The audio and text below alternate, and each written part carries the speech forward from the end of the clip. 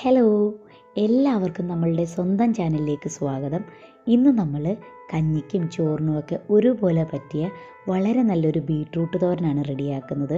അതിനായിട്ട് ബീട്രൂട്ടിൻ്റെ പുറത്തെ തൊലിയൊക്കെ കളഞ്ഞിട്ട് നന്നായിട്ട് വാഷ് ചെയ്ത് ചെറുതായിട്ട് കട്ട് ചെയ്തെടുക്കുന്നുണ്ട്. അതല്ലെങ്കിൽ നമുക്കൊരു ഗ്രേറ്റർ യൂസ് ചെയ്ത് ഗ്രേറ്റ് ചെയ്യാം.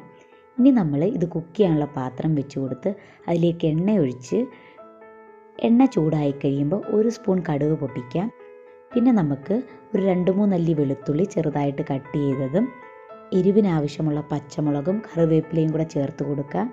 നെക്സ്റ്റ് നമ്മൾ ഒരു മീഡിയം സൈസുള്ള സവാള ചെറുതായിട്ട് അരിഞ്ഞത് ചേർത്ത് കൊടുക്കുന്നുണ്ട്.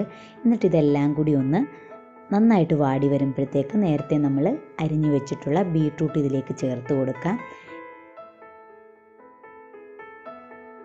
ഇനി നമുക്ക് ഇതിലേക്ക് വേണ്ട ഉപ്പ് ചേർത്ത് കൊടുക്കാം. ഉപ്പ് ചേർത്തതിന് ശേഷം നന്നായിട്ട് യോജിപ്പിച്ച് കവർ ചെയ്ത് ലോ ഫ്ലെയിമിൽ വെച്ച് കുക്ക് ചെയ്യാം. അപ്പോൾ ഇതൊന്ന് വേകുന്ന ടൈമിലേക്ക് നമുക്കിതിലേക്ക് വേണ്ട അരപ്പ് റെഡിയാക്കാം. അതിനായിട്ട് നമ്മൾ തേങ്ങയാണ് എടുക്കുന്നത്. അപ്പോൾ നമ്മുടെ തോരൻ ആവശ്യമുള്ള തേങ്ങ എടുക്കാം. അതിലേക്ക് നമുക്ക് നല്ല ജീരകം ചേർത്ത് കൊടുക്കാം. പിന്നെ നമ്മുടെ എരിവിനാവശ്യമുള്ള പച്ചമുളകും 1 അല്ലി വെളുത്തുള്ളി നമ്മളിതിലേക്ക് ചേർത്ത് കൊടുക്കുന്നുണ്ട്. പിന്നെ കുറച്ച് മഞ്ഞൾപ്പൊടിയും കൂടെ ചേർത്ത് കൊടുത്ത് ഇതെല്ലാം കൂടി നമുക്ക് ഒന്ന് ചതച്ചെടുക്കാം. ഒരുപാടങ്ങ് ഫൈൻ പേസ്റ്റായിട്ട് അരയ്ക്കേണ്ട, ജസ്റ്റ് ഒന്ന് ചതച്ചെടുത്താൽ മതി. ആ ഒരു ടൈമിൽ നമ്മളുടെ ബീട്രൂട്ടൊക്കെ നന്നായിട്ട് വെന്തിട്ടുണ്ട്. ഇനി നമുക്കതിലേക്ക് നമ്മൾ ചതച്ചെടുത്തിട്ടുള്ള തേങ്ങ ചേർത്ത് കൊടുക്കാം. പിന്നെ നമ്മൾ ഈ തേങ്ങയ്ക്ക് ആവശ്യത്തിനുള്ള ഉപ്പ് ചേർത്ത് കൊടുക്കുന്നുണ്ട്.